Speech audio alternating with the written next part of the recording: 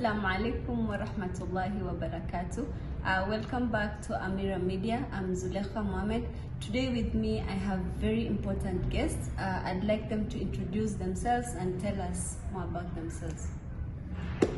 Hello everyone, my name is Abdul Hamid Ibrahim. I'm a businessman and a motivational speaker.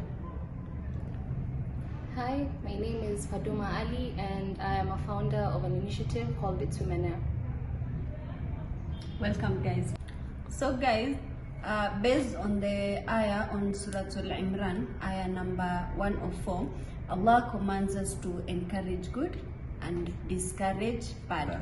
So in today's society, are we really discouraging bad and encouraging good?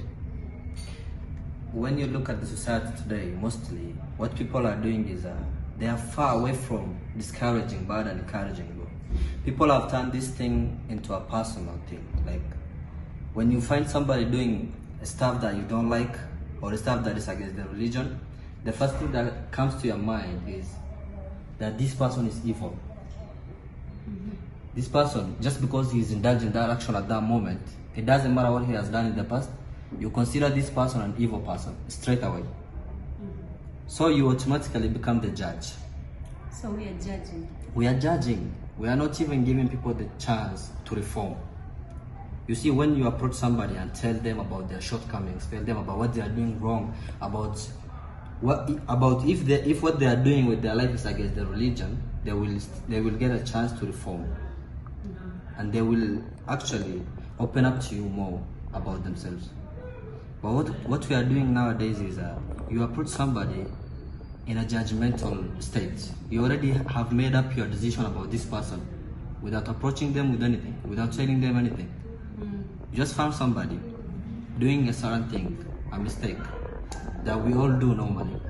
We all do a lot of mistakes behind our closed doors, somewhere nobody sees us. But when you find somebody doing a small mistake, you automatically turn into the judge. So I don't think people are encouraging good and discouraging bad. People are trying to show others that they are good, they are better than the people who are doing mistakes, as if they don't do mistakes. Well, we all do mistakes, but when you find somebody doing it, you think like you don't do it. You make yourself perfect in that situation, and then you want to make sure that this person looks bad in front of the society. So straight away, you judge this person. Okay. So, in short, we're judging people. Is there a way of, like, we are supposed to encourage good and discourage bad. So, is there a way of discouraging bad without judging somebody? For me, I'd say that there's plenty of way to discourage someone from doing bad and evil. And it all roots down to etiquette. If you have a way of approaching someone, if you have any consideration for how they'll perceive the message that you have for them, then of course you'll find amicable ways to approach them with etiquette, of course, while you're being sensitive about the matter, because it's hard to tell someone openly you're on the wrong. So you have to find ways through which you can channel out whatever you have to tell this person. And so I think it all boils down to the art of etiquette. There is, I don't know if you know this story, there is a story of the grandchildren of the Prophet Sallallahu Alaihi Wasallam, Hassan and Hussein. Once they saw an old man taking wudu, and the old man was not taking wudu properly. He was missing out some parts. So they were like, this old man, normal, the people know him, he has ego, like you cannot correct this person. So what they did was they called him, grandpa, come and watch us taking wudu. And they started taking wudu. The one, I don't know which one, they were twins. One of them took wudu the proper way, and the other one took wudu as this old man was taking. And so this old man realized that they were trying to correct him, but not in a rude way. So he told them, yeah, I understand you're trying to correct me, and I'll take wudu next time better ways. So I think that's etiquette, right? Yeah, I mean, you can approach people in a way that you don't have to approach them directly, as if you are attacking them. Yeah. You can take the other way around them, and then you try to be as polite as you can be. Yes. Because people are very sensitive. Nobody likes to be told that they are wrong. It doesn't matter what it is. Nobody likes it. So if you approach people in a manner that maybe in a polite manner, you approach them, you don't have to even say that they are doing a certain thing wrong. You can approach them and just talk about what is going on in the society nowadays that is wrong. Yeah. So if this person feels like he is in that group that you are talking about, he will automatically think about himself and then change. So yesterday I was discussing this matter with some guys from a certain organization. We had a meeting, and one of them told me that when the reason why we are judging people, we also judge ourselves and we judge people, but with people we are judging them with how they present themselves at that moment. Whatever they are doing, that's who they are.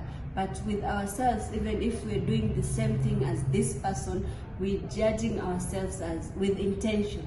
So when somebody asked me, I did the same thing as this person, but when somebody asked me, why did you do this? I am like, oh, I did not intend to do that. I intend to do this and this and this. But when somebody else does the same thing that I did, I don't consider this person's intention. Like, I don't go to them, what did you intend by doing this? So I'll just judge them on what they're doing right now. Present. Yeah. You judge them straightly without knowing their true intention. Yeah. Yeah, that's what is actually happening most of the time. You find somebody doing a certain thing and you don't know the intention behind that action. So that's why you don't have to be the judge in that moment. First of all, you have to ask yourself, what if this person's intention was different from what I'm thinking? Yeah. Just like you can do a certain thing and maybe your intention is different. Yeah. Some people are even doing a lot of good deeds but with bad intentions. Yeah. You have seen that, right? And then maybe there's someone else doing mistakes and he's struggling with his deed and everything, but his intention is pure, and that person always prays at the first line of the masjid. I think in as much as we, of course, when you're encouraging the good, you don't use force. Yeah. You know, you don't use forcing measures, or you don't impose what you have to tell this person. So I think even in discouraging, we should be more gentle and more lenient. Yeah. So we've spoken about discouraging good and ways of which we can do it in a better, polite manner. Yeah, in a polite manner with etiquette. So how about encouraging good? What does encouraging good really mean? And how should we do it? It breaks down to two things. First of all, they say practice what you preach. If you want to encourage good, you first have to do good. People follow your actions more than your words. They want to see it from you. If you want people to perform a certain thing, if you want people to correct their mistakes, start with yourself. Start correcting your own personal mistakes. Yeah. That way, if you keep on performing and correcting yourself, you will find that people who are close to you, your friends, your family, they will start changing automatically with you. So it all starts with you. You have to practice what you preach. That is what they say. Yeah, and then there is something you told me last week, that we should always assume good of others. Yeah, so like we should always give people the benefit of doubt. Just like my brother said, you never know what this person is better at than you are. So you should just always assume the best of people. Even I think there's a hadith, that speaks on. It's Ibn Abbas who said it. Yeah. He said, what did he say? I can't remember. Oh, he said, But I think it's even about when giving benefit Yeah, of even if doubt. you find if you find your brother's beer dispensing of alcohol, Yeah. you don't have to assume that he drank alcohol. Just assume that somebody poured alcohol on him. Yeah, the best assumptions. Yeah. So in this era, when we see somebody dressed in a certain way, maybe it's a lady, she did not take hijab today, or maybe it's a guy with a funny hairstyle. Is it mohawk? Yeah. We jump to conclusion that this person is not righteous, this person is not religious, and I'm sure that's not good. Yeah, it's not good at all. Like, you judge somebody according to their appearance. You don't know about this person's iman. You don't know about this person's heart. You don't know about this person's intention. See? But the funny thing is, Allah does not judge us with appearance. Yeah. He judges us with intention and iman, like our deeds. He judges us with our deeds. So the hadith, the Prophet ﷺ says, akramakum indallahi atkakum. The best among you is not the one who appears in this way. The best among you is the one who has the most taqwa, the one who fears Allah most. Yeah.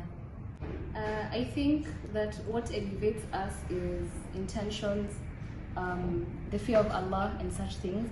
And that reminds me of the story where a prostitute saw a dog that was starving.